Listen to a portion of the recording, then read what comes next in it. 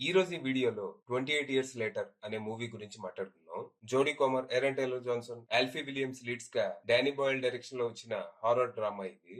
ఈ cinema story ఏంటి, దీని మీద నా ఒపీనియన్ ఏంటి అనేది ఇప్పుడు తెలుసుకుందాం పదండి. ముందుగా ఈ సినిమా స్టోరీ ఏంటంటే, 28 ఏళ్ల క్రితం రేజ్ వైరస్ ఎపిడమిక్ తో యూకే అంతా అతలాకుతలం అయిపోయి మెజారిటీ జనాభా జాంబీస్ గా మారిపోగా ఇన్ఫెక్ట్ అవ్వని మనుషులంతా ఎలాగోలా సర్వైవ్ అవ్వటం మొదలు పెడతారు.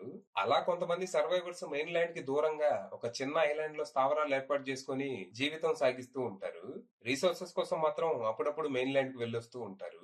ఇక రీసెంట్ గా జేమీ అనే వ్యక్తి బయట ప్రపంచంలో ఎలా సర్వైవ్ అవ్వాలి, జాంబీస్ ని ఎలా చంపాలి అని ట్రైనింగ్ ఇవ్వడానికి తన 12 ఏళ్ల కొడుకైన స్పైక్ ని తీసుకొని మెయిన్ ల్యాండ్ కి వస్తాడు.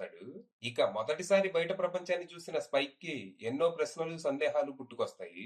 కానీ తన ప్రశ్నలకి వాళ్ళ నాన్న దగ్గర సరైన సమాధానాలు దొరకవు. తర్వాత తిరిగి ఐలాండ్ కి వచ్చాక మనోడు వాళ్ళ అమ్మని తీసుకొని ఎవరికీ చెప్పకుండా మెయిన్ ల్యాండ్ కి పారిపోతాడు. మరి తర్వాత ఏం జరిగింది? స్పైక్ వాళ్ళ అమ్మని తీసుకొని ఐలాండ్ నుంచి ఎందుకు వెళ్ళిపోయాడు? అసలు మెయిన్ ల్యాండ్ లో ఏం జరిగింది? బయట ప్రపంచం గురించి తనకున్న ప్రశ్నలు, సందేహాలు ఏంటి? నిజంగానే వాళ్ళ నాన్న ఏమైనా నిజాలు దాస్తున్నాడా? ఇంతకీ మన స్పైక్ ప్లాన్ ఏంటి? మెయిన్ ల్యాండ్ లో తను వాళ్ళ అమ్మతో కలిసి సర్వైవ్ అవ్వగలిగాడా? చివరికి ఈ ఫ్యామిలీ మళ్ళీ ఒకటైందా లేదా అనేది మీరు సినిమా చూసి తెలుసుకోవాలి. ఇక ఈ సినిమా బాగుంది, నాకైతే నచ్చింది. పానిక్ అటాక్ వచ్చేంత టెన్షన్ తో పాటు మంచి ఎమోషనల్ డ్రామా కూడా ఉండింది. ఏదో సీక్వెల్ తీసామంటే తీసాం అన్నట్టు కాకుండా మంచి కథా కథనాలు ఉండేలా చూసుకున్నారు.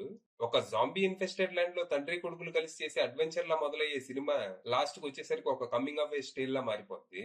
జాంబీ హారర్ తో పాటు ఫ్యామిలీ డైనమిక్స్ ను కూడా డీప్ గానే ఎక్స్ప్లోర్ చేస్తారు. తండ్రి కొడుకుల మధ్య ఉన్న రిలేషన్ గాని, తల్లి కొడుకుల మధ్య ఉండే రిలేషన్ గాని చాలా బాగా చూపిస్తారు. ఇక జాంబీ హారర్ కూడా భయపెట్టేలానే ఉంటది.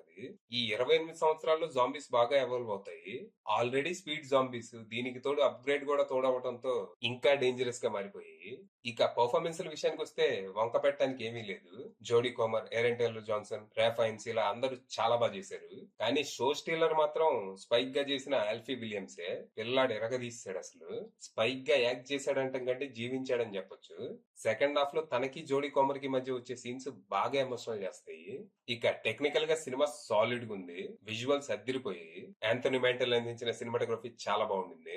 ఇక John Harris hyper editing style tension ఇంకా పెంచడానికి బాగా ఉపయోగపడింది. కాకపోతే ఈ స్టైల్ అందరికీ ఎక్కకపోవచ్చు. ఏంద్రా ఈ హడావిడి సోది అనిపించే అవకాశం ఉంది. 28 డేస్ లేటర్ గానీ 28 వీక్స్ లేటర్ గానీ చూసిన వాళ్ళకి ఈ స్టైల్ అలవాటయ్యే ఉంటది. ఇక యంగ్ ఫాదర్స్ అందించిన మ్యూజిక్ హాంటింగ్ గా ఉండగా VFX and production values top notch ఉన్నాయి. అలాగే సౌండ్ డిజైన్ కూడా ఎక్స్ట్రాడినరీగా ఉంది. ఇక డైరెక్టర్ డానీ బాయిల్ విషయానికి వస్తే ఆయన పనితనం అద్భుతంగా ఉంది. లెగసీ సీక్వెల్ హ్యాండిల్ చేయడం అంత ఈజీ కాదు. ఫ్లాప్ అయితే ఒరిజినల్ ని చెడగొట్టారని, అట్టట్టా ఉంటే ఈ మాత్రం దానికి సీక్వెల్ ఎందుకని ఇలా చాలా అంటారు. రీసెంట్ గా మన దగ్గర ఇండియన్ 2 తో ఏం జరిగిందో చూసాం. నా వరకైతే ఒరిజినల్ కంటే ఇదే బాగుంది అనిపించింది. ఫైనల్ గా చెప్పేది ఏంటంటే, పేరుకి ఇది సీక్వెల్ అయినా ఈ సినిమా అర్థం కావాలంటే ముందు 2 భాగాలు చూడాల్సిన పని లేదు. దీనికి ఇదే స్టాండ్ అలోన్ స్టోరీ. ఒకవేళ మీకు జాంబీ హారర్ మూవీస్ అంటే ఇంట్రెస్ట్ ఉంటే ఖచ్చితంగా ఈ సినిమా ట్రై చేయండి. డిసప్పాయింట్ అయ్యే అవకాశం తక్కువే. అది విషయం.